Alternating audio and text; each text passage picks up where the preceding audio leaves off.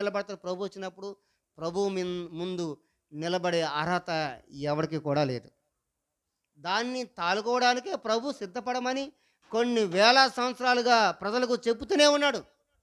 దేవుడు న్యాయాధిపతులను, ప్రవక్తలను, రాజులను అందరినీ పంపించుకుంటూ వచ్చిన తర్వాత మరలా దేవుడు ఏం చేశాడు?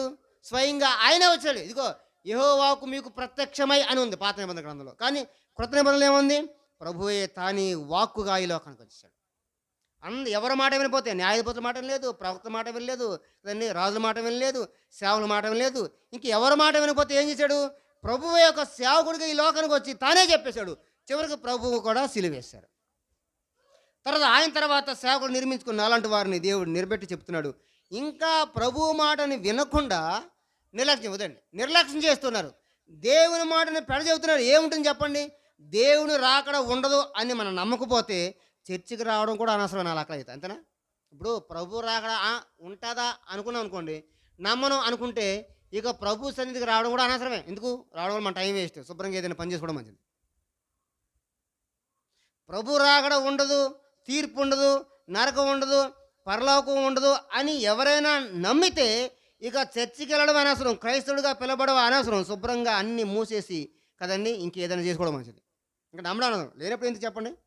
ఇప్పుడు పనికి వెళ్తున్నప్పుడు అక్కడ నాకు జీతం లేదన్నప్పుడు పనికి వెళ్తారండి. చాలామంది చెప్తాడు, మా యజమాని చాలా మంచోడండి, మా రైతు చాలా మంచోడు, మా రైతుకి కోపం లేదు, నాకు జీతం లేదు. ఇది అవసరమా? మీకు సామెత తెలుసుగా మీకు. మా రైతుకి కోపం లేదు, నాకు జీతం లేదు. చేస్తారా? మీరు ఎవరైనా చేస్తారా? కోపం లేదు నిజంగా.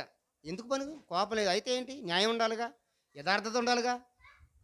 చెప్పే సామెతలు మనకు అర్థం కావాలి. కోపం లేదు, నాకు జీతం లేదు. చేస్తాడు ఎవడు చేయడు. కాబట్టి జీతం ఉన్నవాడి దగ్గరే చేస్తాడు. కోపం లేదు, జీతం లేనప్పుడు ఎందుకు అక్కడ? మా యజమానుడు మంచోడని చెప్పడానికి వీలు లేదు. ఎందుకని? వాడు ఇవ్వట్లేదు.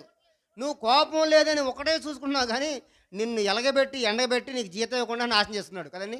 అటువంటి వాడి దగ్గర ఉండడం అనవసరం. నువ్వు వెంటనే బయటకు నీ మూర్ఖత్వం తెలియపోతే. అలాగే ప్రభు యొక్క రాకడ మనం నమ్మకపోతే, తీర్పు అనేది మనం నమ్మకపోతే, దేవుని యొక్క తీర్పులను ఎదుర్కొంటాను, పరలోకం నరకం అనేది ఉండదు అని మనం నమ్మకపోతే ఇక ప్రభు సన్నిధికి రావడం కూడా అనవసరమే, బైబిల్ కొనుక్కోవడం అనవసరమే, చదవడం అనవసరమే.